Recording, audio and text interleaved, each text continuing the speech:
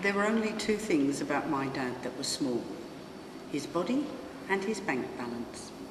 And everything else was larger than life. And I am so grateful for the chance to touch very briefly on some of the aspects of his life that I've been looking into. And I acknowledge that there's a lot of things and sadly a lot of people that have to be left out. I will be looking at my notes from time to time, and I'm sorry for that, but I don't want to miss anything. I don't want you to either. My dad, he had a big mind.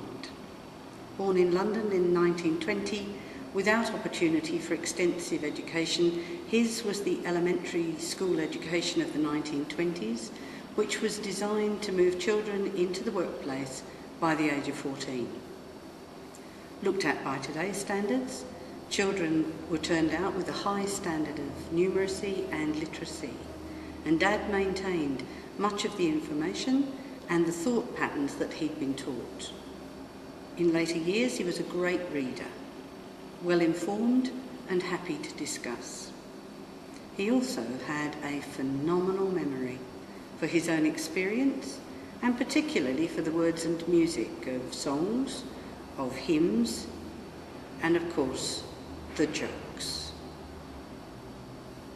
He had a huge sense of humour.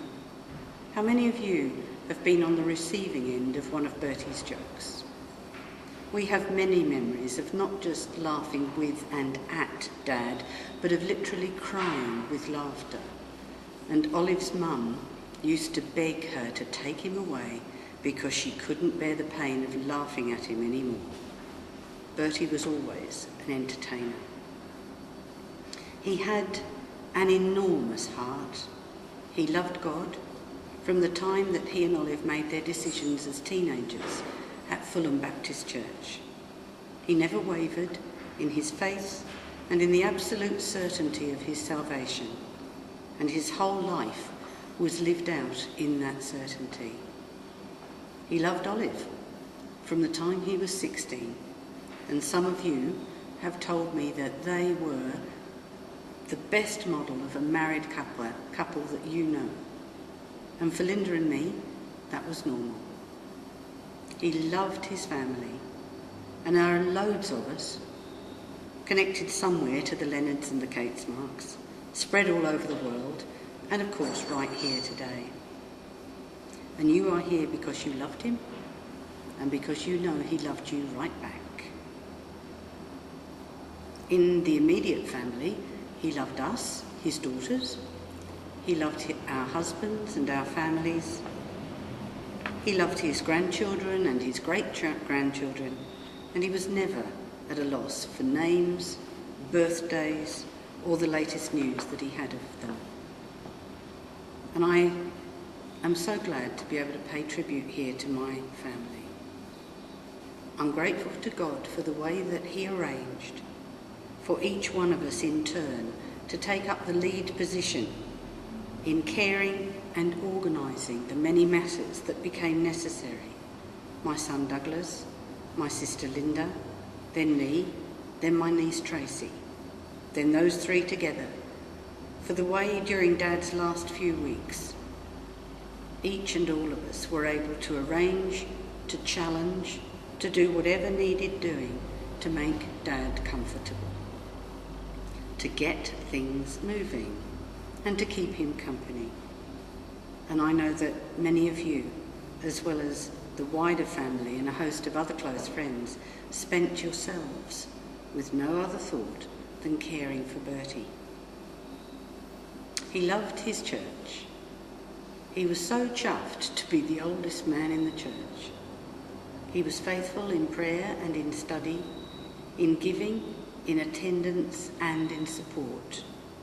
He was excited by the growth, especially at the time of building the Kerith.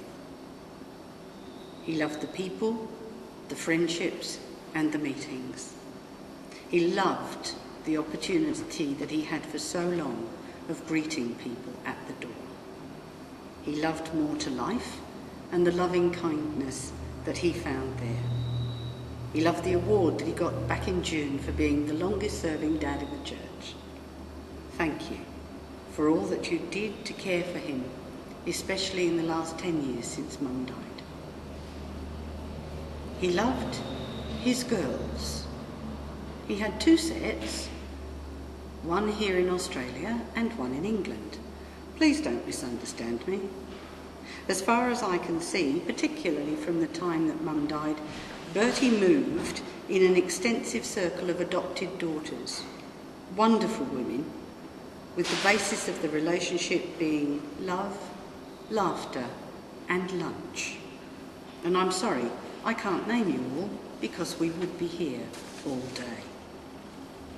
Our regular Saturday night phone conversations usually included more stories about being taken or taking one of you to lunch. You were so important to him, and because he was lonely after Mum went, and Linda and I didn't live near Bracknell. Some of you have already said what your friendships with Bertie meant to you, even to the extent of asking him to give you away at your weddings. Thank you for what you meant to him and what you did for him, not just about lunch, but about companionship and loving help. He was so grateful for you.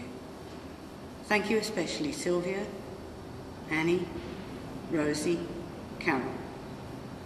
You did as much for my dad as any daughter could ever have done. We are so grateful to you.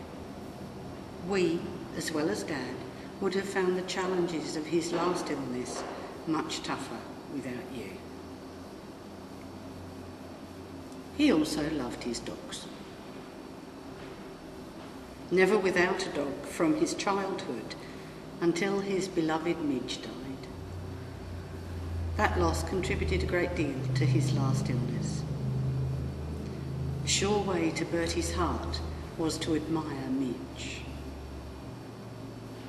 He was a big and an influential man.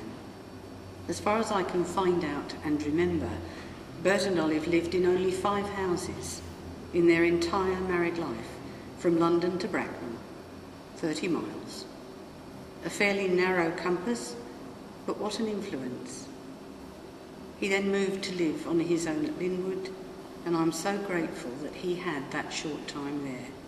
It was a good place for him to be, and what amazing kindness he found with everybody there, residents and staff. Thank you.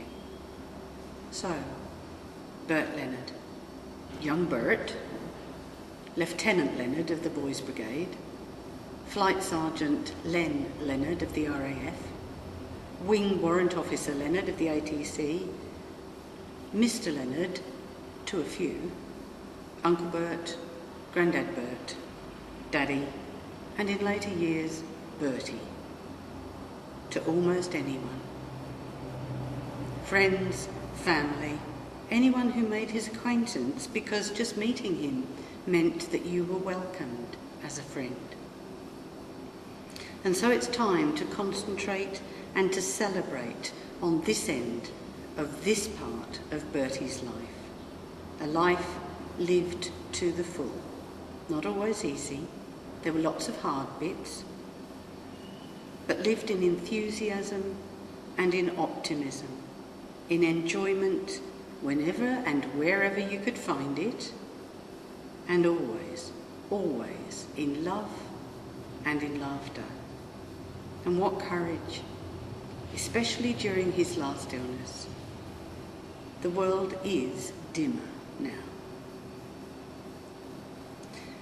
Did you ever hear the one that I've always thought was the worst joke of all?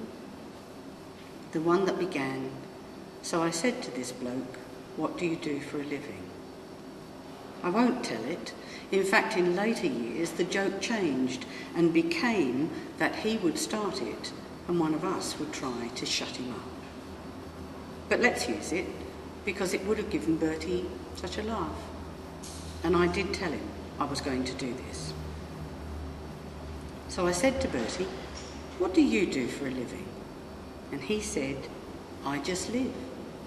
I live as much and as well as I can." And he did. And now, he's really living. Hallelujah.